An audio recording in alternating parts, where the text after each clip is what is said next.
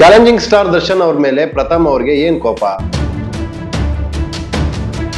ದರ್ಶನ್ ಅವರಿಗೆ ಪ್ರತಿ ಪೋಸ್ಟ್ ನಲ್ಲೂ ಟ್ವಿಟರ್ ಅಲ್ಲಿ ಹಾಕುವಂತ ಪ್ರತಿ ಪೋಸ್ಟ್ ನಲ್ಲೂ ಟಾಂಟ್ ಮಾಡೋದು ಯಾಕೆ? ಡೆವಿಲ್ ಸಿನಿಮಾ ಆಪೋಸಿಟ್ ಪ್ರಥಮ್ ಅವರ ಒಂದು ಸಿನಿಮಾ ರಿಲೀಸ್ ಮಾಡ್ತೀನಿ ಅಂತ ಪಟ್ಟಿಡ್ದು ಕೂತ್ಕೊಂಡಿರೋದು ಯಾಕೆ?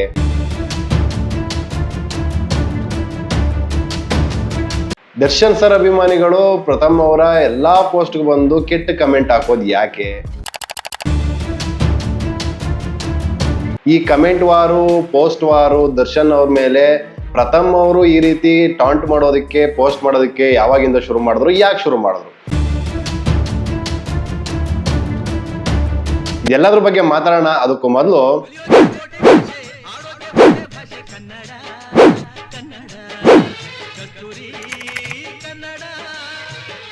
ವಿಡಿಯೋ ಶುರು ಮಾಡೋಕ್ಕೂ ಮೊದಲು ನಿಮ್ಗೆಲ್ಲ ಒಂದು ಸಣ್ಣ ಕತೆ ಹೇಳ್ತೀನಿ. ಒಂದೂರಲ್ಲಿ ಒಬ್ಬ ದೊಡ್ಡ ಮನುಷ್ಯ ಇರ್ತಾನೆ. ಆ ದೊಡ್ಡ ಮನುಷ್ಯನಿಗೆ ಹಣಬಲ, ಜನಬಲ, ರಾಜಕೀಯ ಬಲ ಎಲ್ಲ ಇರುತ್ತೆ. ಆ ದೊಡ್ಡ ಮನುಷ್ಯನ ಫಾಲೋವರ್ಸು ಆ ದೊಡ್ಡ ಮನುಷ್ಯನ ದೊಡ್ಡ ಮನುಷ್ಯ ಅಂತ ಎಲ್ಲರೂ ಒಪ್ಕೋಬೇಕು. ನಾವಲ್ದೆ ಪ್ರತಿ ಒಬ್ರು ಆ ದೊಡ್ಡ ಮನುಷ್ಯನ ದೊಡ್ಡ ಮನುಷ್ಯ ಅಂತ ಒಪ್ಕೊಂಡು ದೇವರು ಅನ್ಬೇಕು, ಕೈ ಮುಗಿಬೇಕು, ಬಾಸ್ ಅನ್ಬೇಕು ಅನ್ನುವಂತ ಧೋರಣೆಯಲ್ಲಿರ್ತಾರೆ. ಮತ್ತೆ ಯಾರು ಅದನ್ನ ಒಪ್ಕೊಳ್ಳೋದಿಲ್ಲ. ಅವ್ರ ವಿರುದ್ಧ ಮಾತಾಡೋದಕ್ಕೆ, ಅವ್ರ ವಿರುದ್ಧ ಅಪಪ್ರಚಾರಗಳನ್ನ ಮಾಡೋದಕ್ಕೆ, ಅವರಿಗೆ ಹರಾಸ್ಮೆಂಟ್ ಮಾಡೋದಕ್ಕೆ ನಿಂತ್ಕೊಂಡು ಅದನ್ನ ಕಾರ್ಯರೂಪಕ್ಕೆ ಕೂಡ ತಂದಿರ್ತಾರೆ.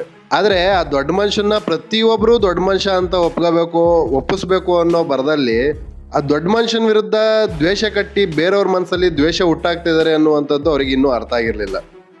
ಅಷ್ಟರಲ್ಲಿ ಆ ದೊಡ್ಡ ಮನುಷ್ಯನ ಪ್ರತಿಯೊಬ್ರು ದ್ವೇಷ ಮಾಡೋಕೆ ಶುರು ಮಾಡ್ಬಿಡ್ತಾರೆ.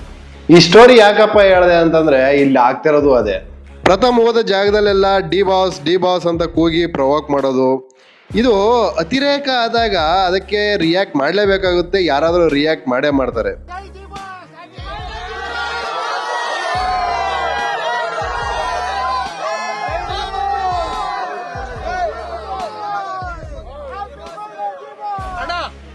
ಅಣ್ಣ ಒಂದ್ ನಿಮಿಷ ಕೇಳಿಸ್ಕೊ. ನನಗೆ ನೀನ್ ಬಾಸು ನೋಡು, ಮುಖ ತೋರ್ಸಕ್ಕೆ ಅವ್ನಿಗೆ ಹೋಗ್ತಿ ಇಲ್ಲವ, ನನಗೆ ಅವನೇ ಬಾಸು. ಅವ್ರ ಅಪ್ಪ ಅವನಿಗೆ ಬಾಸ್ ಆಗ್ಬೇಕು. ಯಾವನೋ ಪೆದ್ದ ಬಂದ್ಬಿಟ್ಟವನೆ, ಕುಡಿದ್ಬಿಟ್ಟವನೆ, ಕ್ವಾರ್ಟರ್ ಹಾಕ್ಬಿಟ್ಟವನೆ, ಮರ್ತ್ಬಿಡಿ. ಯಾರಿದ್ದೀರಾ ಬೆರ್ಕೆಗಳು? ಯಾರಿದ್ದೀರಿ ಇಲ್ಲಿ? ಯಾರು ಇಲ್ಲ ತಾನೆ? ನೀವೆಲ್ಲ ಕನ್ನಡಿಗರ್ತಾನೆ, ನೀವೆಲ್ಲರೂ ನನಗ್ ಬಾಸ್. ದರ್ಶನ್ ಸರ್ ಹೋದ ಜಾಗದಲ್ಲಿ ದರ್ಶನ್ ಸರ್ ದೊಡ್ಡವರು, ಬೇರೆಯವ್ರು ಹೋದ ಜಾಗದಲ್ಲಿ ಅವರೇ ದೊಡ್ಡವರು. ಆ ಜಾಗದಲ್ಲಿ ಹೋಗಿ ಡಿ ಬಾಸ್ ಅಂದಾಗ ಅವರು ಏನಾದ್ರು ಒಂದು ಬೈದಾಗ, ಒಂದು ವೇಳೆ ಅವರು ಆ ಡಿ ಬಾಸ್ ಅನ್ನ ಮಾತಿಗೆ ರೆಸ್ಪೆಕ್ಟ್ ಸಿಗೋ ಜಾಗದಲ್ಲಿ ಹೋಗಿ ಡಿ ಬಾಸ್ ಅಂತ ಅಂದಾಗ, ರೆಸ್ಪೆಕ್ಟ್ ಕೊಡೋರಿದ್ದಾಗ ರೆಸ್ಪೆಕ್ಟ್ ಕೊಟ್ಟೇ ಕೊಡ್ತಾರೆ. ಯಾರಿಗೆ ಅವಶ್ಯಕತೆ ಇಲ್ಲ ಆ ಜಾಗದಲ್ಲಿ ಹೋಗಿ ಡಿ ಬಾಸ್ ಅಂತ ಕೂಗಿದಾಗ ಅವರು ಆ ಡಿ ಬಾಸ್ ಅನ್ನುವಂಥ ಘೋಷಣೆಗೆ ಅವಮರ್ಯಾದೆ ಮಾಡುವಂಥದ್ದು ಸಹಜ. ಅದನ್ನು ಮಾಡದೇ ಇದ್ದರೆ ಆ ಪದಕ್ಕೂ ಬೆಲೆ ಇರುತ್ತೆ, ಆ ದೊಡ್ಡ ಮನುಷ್ಯರಿಗೂ ಬೆಲೆ ಇರುತ್ತೆ, ದರ್ಶನ್ ಸರ್ಗೂ ಒಂದು ಒಳ್ಳೆ ಬೆಲೆ ಇರುತ್ತೆ. ಈ ಕರ್ಮ ಎಲ್ಲಿಂದ ಶುರುವಾಯ್ತಪ್ಪ ಅಂದ್ರೆ, ಈ ಪ್ರಥಮ್ ಧ್ರುವ ಸರ್ಜಾ ಅವರ ಕ್ಲೋಸ್ ಸರ್ಕಲ್ ಅಲ್ಲಿ ಇರುವಂತವ್ರು ಯಾವಾಗ ದರ್ಶನ್ ಅವರು ಮತ್ತೆ ಧ್ರುವ ಸರ್ಜಾ ಅವರ ಮಧ್ಯೆ ವಾರ್ ಶುರುವಾಯಿತು, ಅಲ್ಲಿಂದ ಪ್ರಥಮ್ ದರ್ಶನ್ ಅವರ ಬಗ್ಗೆ ಬಾಸ್ ಅನ್ನೋ ಘೋಷಣೆ ಬಗ್ಗೆ ಟಾಂಟ್ ಕೊಡೋದಕ್ಕೆ ಶುರು ಮಾಡಿದ್ರು. ಇಷ್ಟೆಲ್ಲ ಆದ್ಮೇಲೆ ಪ್ರಥಮ್ ಅವರು ಟ್ವಿಟರ್ ಅಲ್ಲಿ ಪೋಸ್ಟ್ ಮಾಡೋದಕ್ಕೆ ಶುರು ಮಾಡಿದ್ರು. ದರ್ಶನ್ ಸರ್ಗೆ ಪ್ರತಿ ಪೋಸ್ಟ್ ನಲ್ಲೂ ಟಾಂಗ್ ಕೊಡೋದಕ್ಕೆ ಶುರು ಮಾಡಿದ್ರು. ಇದಕ್ಕೆ ದರ್ಶನ್ ಸರ್ ಅಭಿಮಾನಿಗಳ ಕಮೆಂಟ್. ಇಂಡೈರೆಕ್ಟ್ ಆಗಿ ಟಾಂಟ್ ಕೊಡೋದು ಅಂತಂದ್ರೆ ಹೇಗೆ? ಇಂಡೈರೆಕ್ಟ್ ಆಗಿ ಅಂತಂದ್ರೆ ದರ್ಶನ್ ಅವರು ಅವರ ಡೆವಿಲ್ ಸಿನಿಮಾ ರಿಲೀಸ್ ಆಗಲಿ, ಆ ಸಿನಿಮಾ ಆಪೋಸಿಟ್ ನನ್ನ ಯಾವುದೋ ಒಂದು ಸಿನಿಮಾ ರಿಲೀಸ್ ಮಾಡ್ತೀನಿ, ಕರ್ನಾಟಕದ ಎಳಿಯ ಅಂತ ಯಾವುದೋ ಒಂದು ಸಿನಿಮಾ ಇದೆ, ಆ ಸಿನಿಮಾ ಬೇಗ ರಿಲೀಸ್ ಮಾಡಬೇಕು ಅಂತ ಕಾಯ್ತಿದ್ದೀನಿ, ದರ್ಶನ್ ಸರ್ ಬೇಗ ಬರಲಿ ಅನ್ನುವಂಥ ಪೋಸ್ಟ್ ಹಾಕೋದು. ಅಥವಾ Darshan sir opposite cinema release ಮಾಡೋದ್ರೆ ದರ್ಶನ್ ಸರ್ ವಿರೋಧಿಗಳು ಬಂದು ನೋಡ್ಬೋದು ಅನ್ನುವಂಥ ಉದ್ದೇಶನೋ ಏನೋ ಗೊತ್ತಿಲ್ಲ.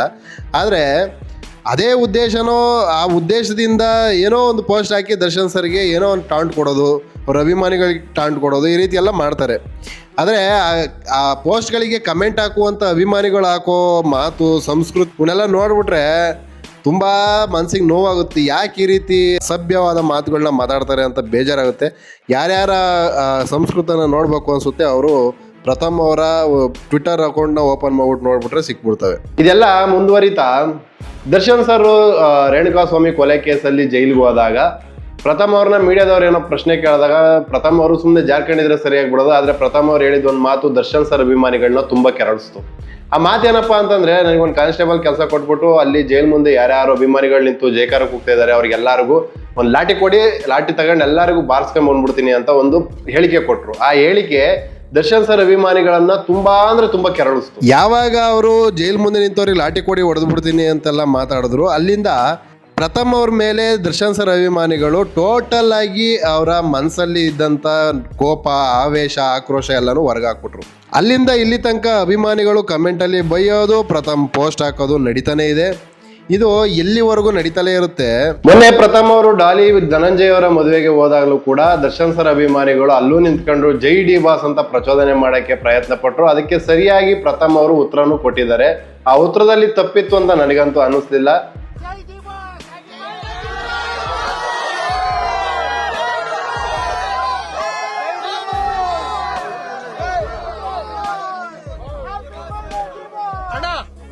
ಅಣ್ಣ ಒಂದ್ ನಿಮಿಷ ಕೇಳಿಸ್ಕೊ.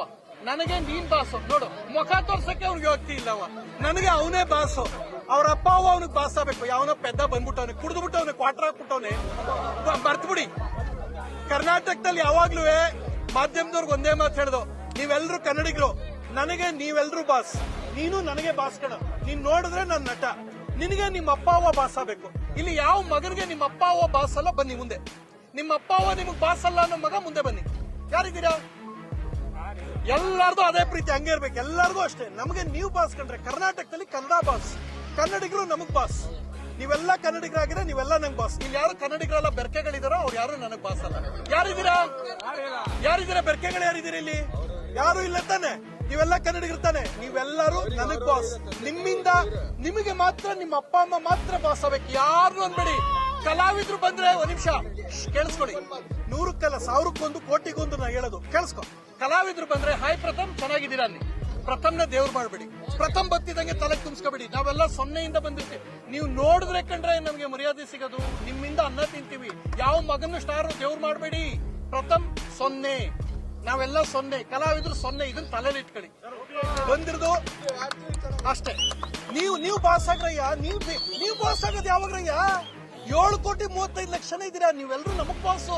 ಇದಕ್ಕೆಲ್ಲ ಫುಲ್ ಸ್ಟಾಪ್ ಯಾವಾಗಪ್ಪ? ಯಾಕೆ ದರ್ಶನ್ ಸರ್ನ ಈ ರೀತಿ ಟಾಂಟ್ ಮಾಡ್ತಾರೆ ಕೆಲವರು? ಯಾಕೆ ಈ ರೀತಿ ಪದೇ ದರ್ಶನ್ ಸರ್ ಬಗ್ಗೆ ಕೇವಲವಾಗಿ ಮಾತಾಡ್ತಾರೆ ಕೆಲವರು ಅಂತಂದ್ರೆ, ಇದಕ್ಕೆ ಮೂಲ ಕಾರಣ ಏನಪ್ಪಾ ಅಂತಂದ್ರೆ, ದರ್ಶನ್ ಸರ್ ಅವರ ಕೆಟ್ಟ ಅಭಿಮಾನಿಗಳು ಅಂತ ಹೇಳ್ಕೊಂಡು ಕೆಲವರು ಯಾರಿದ್ದಾರೆ, ಅವರು ಬೇರೆಯವರಿಗೆ ಹರಾಸ್ಮೆಂಟ್ ಮಾಡಕ್ ಪ್ರಯತ್ನ ಪಡ್ತಾರಲ್ಲ, ಅದು ಯಾವಾಗ ನಿಲ್ಲುತ್ತೆ ಅಲ್ಲಿವರೆಗೂ ಈ ರೀತಿ ಒಂದು ಅವಹೇಳನಕಾರಿ ಮಾತುಗಳು ಅಥವಾ ಟಾಂಟ್ ಮಾಡುವಂಥದ್ದು ಈ ತರ ಎಲ್ಲ ನಡೀತಲೇ ಇರುತ್ತೆ. ಯಾರು ಯಾರಿಗಿಂತ ದೊಡ್ಡವರಲ್ಲ, ಯಾರು ಯಾರಿಗಿಂತ ಚಿಕ್ಕವರು ಅಲ್ಲ. ಇಲ್ಲಿ ಎಲ್ಲರಿಗೂ ಒಬ್ರಿಗಿಂತ ಒಬ್ರು ದೊಡ್ಡವರು ಇದ್ದೇ ಇದ್ದಾರೆ. ಇದನ್ನ ದರ್ಶನ್ ಸರ್ ಅಭಿಮಾನಿಗಳು ಅರ್ಥ ಯಾವಾಗ ಮಾಡ್ಕೊಂತಾರೆ, ಅವಾಗ ಈ ರೀತಿ ಹೇಳಿಕೆಗಳು, ಈ ರೀತಿ ಟಾಂಟ್ ಮಾಡುವಂಥದ್ದು ಎಲ್ಲ ನಿಲ್ಲುತ್ತೆ. ಅಲ್ಲಿವರೆಗೂ ಇದನ್ನ ಅನುಭವಿಸ್ಲೇಬೇಕಾಗತ್ತೆ, ಬೇರೆ ದಾರಿ ಇಲ್ಲ. ಹರಾಸ್ಮೆಂಟ್ ಅಂತ ಯಾಕೆ ಹೇಳ್ತಾ ಇದ್ದೀನಿ ಅಂತಂದ್ರೆ, ದರ್ಶನ್ ಸರ್ ಅಭಿಮಾನಿಗಳು ಮಾಡೋ ತಪ್ಪೇನಪ್ಪ ಅಂದ್ರೆ, ಒಂದು ದರ್ಶನ್ ಸರ್ಗೆ ಎಲ್ಲರೂ ರೆಸ್ಪೆಕ್ಟ್ ಕೊಡಬೇಕು ಅನ್ನೋದನ್ನ ಡಿಮ್ಯಾಂಡ್ ಮಾಡ್ತಾರೆ. ಇನ್ನೊಂದು ದರ್ಶನ್ ಸರ್ನ ಬಾಸ್ ಅಂತ ಎಲ್ಲರೂ ಕರಿಬೇಕು ಅಂತಲೂ ಡಿಮ್ಯಾಂಡ್ ಮಾಡ್ತಾರೆ. ದರ್ಶನ್ ಸರ್ನ ಅಥವಾ ಇನ್ನೊಬ್ರನ್ನ ಯಾರನ್ನೇ ಆಗಲಿ ಒಬ್ಬನ ದೊಡ್ಡ ಮನುಷ್ಯ ಅಂತ ಒಪ್ಕೋಬೇಕು ಅಂದರೆ, ಅಥವಾ ಬಾಸ್ ಅಂತ ಒಪ್ಕೋಬೇಕು, ದೇವ್ರಂತ ಒಪ್ಕೋಬೇಕು ಅನ್ನುವಂಥದ್ದು ಅವರ ವೈಯಕ್ತಿಕ ವಿಚಾರ. ಆ ವೈಯಕ್ತಿಕ ವಿಚಾರವನ್ನು ಇವರು ಇಷ್ಟ ಬಂದಂತೆ ಅವರು ಬದಲಾಯಿಸ್ಕೋಬೇಕು ಅನ್ನುವಂಥ ಧೋರಣೆ, ಅವ್ರನ್ನ ಫೋರ್ಸ್ ಮಾಡುವಂಥದ್ದು. ಯಾರನ್ನು ಫೋರ್ಸ್ ಮಾಡಿ ಇಲ್ಲಿ ಮರ್ಯಾದೆ ರೆಸ್ಪೆಕ್ಟ್ನ ತಗೊಳಕ್ಕಾಗಲ್ಲ. ಮನಸ್ಸಿಂದ ರೆಸ್ಪೆಕ್ಟ್ ಕೊಡಬೇಕಾಗುತ್ತೆ ಯಾರೇ ಆದರೂ. ನಾನು ದರ್ಶನ್ ಸರ್ ಅಭಿಮಾನಿ ಆಗಿರ್ಬೋದು, ಅಥವಾ ಈ ವಿಡಿಯೋ ನೋಡೋರು ದರ್ಶನ್ ಸರ್ ಅಭಿಮಾನಿ ಆಗಿರ್ಬೋದು, ಯಾರೇ ಇರಲಿ. ಆದರೆ ಒಬ್ಬರನ್ನ ಫೋರ್ಸ್ ಮಾಡಿ ಅವ್ರಿಗೆ ದರ್ಶನ್ ಸರ್ನ ಹೊಗಳು ಅಂತ ಹೇಳಿ ಫೋರ್ಸ್ ಮಾಡೋದ್ರಿಂದ ಅವರು ಇನ್ನು ಕೆರಳಿ ದರ್ಶನ್ ಸರ್ಗೆ ಬೈಯುವಂಥ ಸಾಧ್ಯತೆಗಳು ತುಂಬ ಇರುತ್ತೆ. ದರ್ಶನ್ ಸರ್ನ ದ್ವೇಷ ಮಾಡುವಂಥ ಸಾಧ್ಯತೆಗಳು ತುಂಬ ಇರುತ್ತೆ. ದರ್ಶನ್ ಸರ್ನ ವಹಿಸ್ಕೊಂಡು ಯಾರ್ಯಾರು ಕೆಟ್ಟದಾಗಿ ಅವನು ಅಕ್ಕನಂತ ಬೈತಾರೆ, ಆ ಟೈಮಲ್ಲೆಲ್ಲ ಅವರಿಗೆ ಬರುವಂಥದ್ದು ಫ್ಯಾನ್ಸ್ಗಳ ಮೇಲೆ ದ್ವೇಷ ಬರಲ್ಲ, ದರ್ಶನ್ ಸರ್ ಮೇಲೆ ದ್ವೇಷ ಬರುತ್ತೆ. ದರ್ಶನ್ ಸರ್ಗೆ ಬೈಯೋದು ಅಥವಾ ಏನೋ ಒಂದು ಟಾಂಟ್ ಮಾಡುವಂಥದ್ದು, ಕೇವಲವಾಗಿ ಮಾತಾಡುವಂಥದ್ದೆಲ್ಲ ಮಾಡ್ತಾರೆ. ಇದನ್ನು ಮಾಡದೇ ಇದ್ರೆ ಒಳ್ಳೆಯದು ಅಂತ ನನ್ನ ಒಪಿನಿಯನ್ನು. ನಮ್ಮ ಚಾಲೆಂಜಿಂಗ್ ಸ್ಟಾರ್ ದರ್ಶನ್ ಸರ್ಗೆ ಇದು ಬದಲಾವಣೆಯ ಕಾಲ. ಒಂದು ಕಮ್ಬ್ಯಾಕ್ಗೋಸ್ಕರ ತುಂಬ ಕೆಲಸಗಳು ನಡೀತಾ ಇದ್ದಾವೆ ದರ್ಶನ್ ಸರ್ ಕಡೆಯಿಂದ. ಬೇಗ ಗುಣಮುಖರಾಗಿ ಬೇಗ ಡೆವಿಲ್ ಸಿನಿಮಾ ಕಂಪ್ಲೀಟ್ ಮಾಡಿ ಒಂದು ಒಳ್ಳೆ ಕಮ್ಬ್ಯಾಕ್ ಮಾಡಿ ಕನ್ನಡ ಸಿನಿಮಾ ಇಂಡಸ್ಟ್ರಿಗೆ ಒಂದು ಒಳ್ಳೆ ಸಿನಿಮಾ ಕೊಡಲಿ, ಮುಂದೆನೂ ಸಿನಿಮಾ ಮಾಡ್ತಾ ಇರಲಿ ಅಂತ ಹೇಳ್ತಾ ಈ ವಿಡಿಯೋನ ಇಲ್ಲಿಗೆ ಎಂಡ್ ಮಾಡ್ತಾ ಇದ್ದೀನಿ. ವಿಡಿಯೋ ಇಷ್ಟ ಆದರೆ ಲೈಕ್ ಮಾಡಿ, ಸಬ್ಸ್ಕ್ರೈಬ್ ಮಾಡ್ಕೊಳ್ಳಿ. ಹಾಗೆ ವಿಡಿಯೋ ಬಗ್ಗೆ ನಿಮ್ಮ ಒಪಿನಿಯನ್ನ ಕಮೆಂಟ್ ಮಾಡಿ, ಸಪೋರ್ಟ್ ಮಾಡಿ.